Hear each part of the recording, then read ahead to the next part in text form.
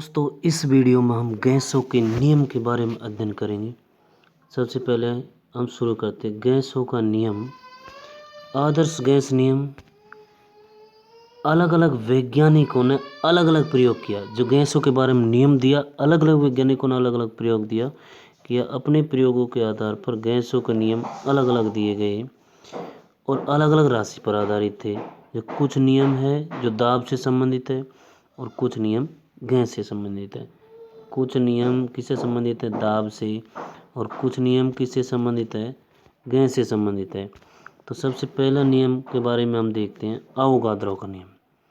पहला नियम है अवोगाद्रो का नियम। इसने बताया कि सभी आदर्श गैस समान ताप और दाब पर सभी गैसें समान आयतन में समान अणुओं की संख्या समान होती है। इसने बताया कि जब ताप यानी ताप, दाब और आयतन, ताप, दाब, आयतन, टेम्परेचर, प्रेशर और वॉल्यूम, गैस के अणुओं की संख्या यानी ताप, दाब और आयतन में, आदर्श गैस के ताप, दाब और आयतन में गैस के अणुओं की संख्या क्या होती है?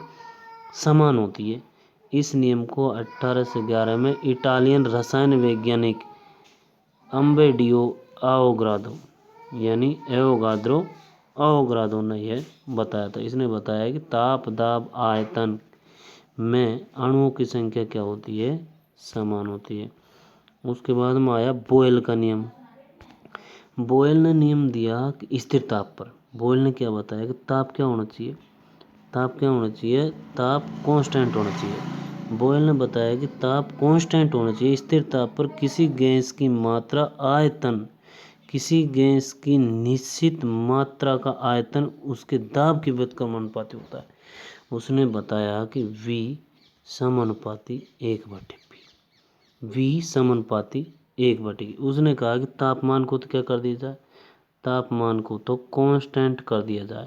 तापमान कांस्टेंट कर दिया जाए तो उस दाब का जो आयतन होगा, उस दाब का आयतन किसके व्युत्क्रमानुपाती होगा?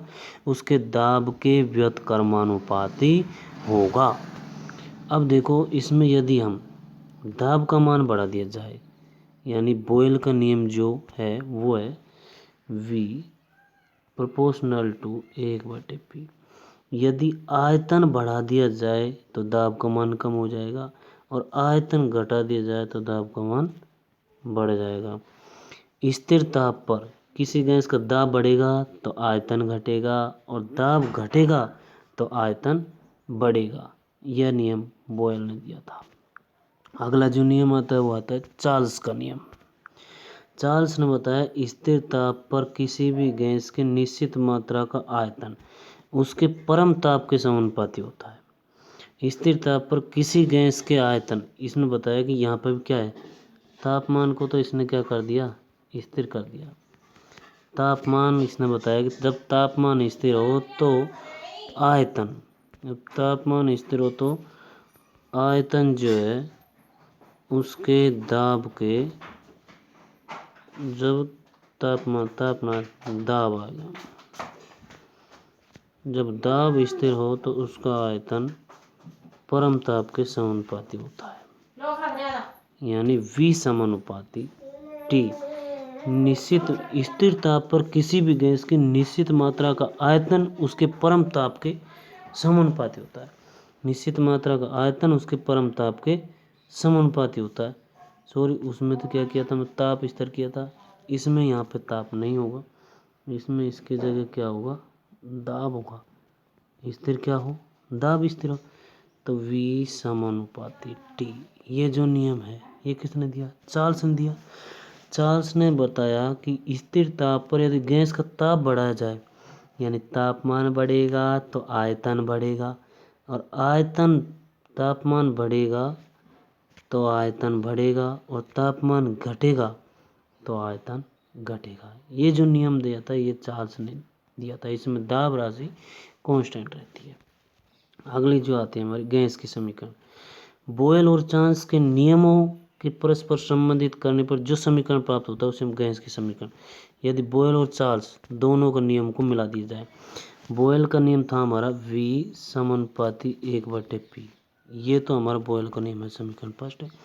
और V समानुपाती T। यदि ये दोनों को मिला दिया जाए, V समानुपाती T, तो इनसे मिलकर एक समीकरण बनती है। कौन सी समीकरण बनती है? PV गैस का नियत, इससे एक समीकरण बनती है। PV V बराबर ये हो गया, तो T बटे P, यानी इन दोनों को मिला दिया तो हमको कौन सी समीकरण प्राप्त हुई? हमको ये समीकरण प्राप्त हुई।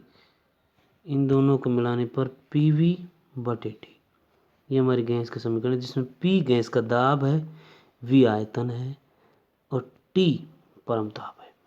यदि गैस का एक मोल लिया जाए तो नियतांक मान भी सभी गैसों के क्या होता है? समान होता है। इस दिशा में सर्वाधिक गैस नियतांक यूनिवर्सल गैस कांस्टेंट कहते हैं, जो R से प्रदर्शित करते हैं। यानी PV प्रोपोर्शनल T था। तो PV को मिला दिया, समानुपाती को चिन्ह को हटाया, तो हमने एक नियतांक लगा दिया, PV बराबर RT। R क्या है यहाँ पे? R यहाँ पे एक नियतांक है, यानी समानुपाती का चिन्ह को हटाते हैं, एक नियतांक लगाते हैं। R यहाँ पे नियतांक है। और यदि n मोलों की संख्या हो, यहाँ पे कर दी जाए, तो PV इक्वल टू nRT होगा। जहाँ n मोलों की संख्या है, जिसका मान कितना होगा? समान ताप और दाब पर विभिन्न गैसों के 1 ग्राम अणु का आयतन कितना होता है? 1 ग्राम अणु का आयतन होता है 22.4 लीटर। कितना होता है? 22.4 लीटर होता है। 22.4 लीटर होता है। 1 ग्राम अणु का जो ताप होता है 22.4 लीटर होता है, जिसमें 1 मोल गैस के अणु 6.023 × 10⁻23 अणु होते हैं। 1 ग्राम आयतन में 6.023 × 10⁻23, 6.023 × 10⁻23 एटम होते हैं। 23 एटम होते हैं। जो गैसों का विसरण का नियम है, वो किसने दिया था? गैसों का विसरण का नियम है ग्राहम। गैसों का विसरण का नियम ग्राहम ने दिया था। किसने दिया था? ग्राहम में। दोस्तों, ये वीडियो आपको पसंद आई तो आपसे निवेदन है कि हमारे चैनल को सब्सक्राइब करें एंड शेयर करें। जय हिंद, जय भारत।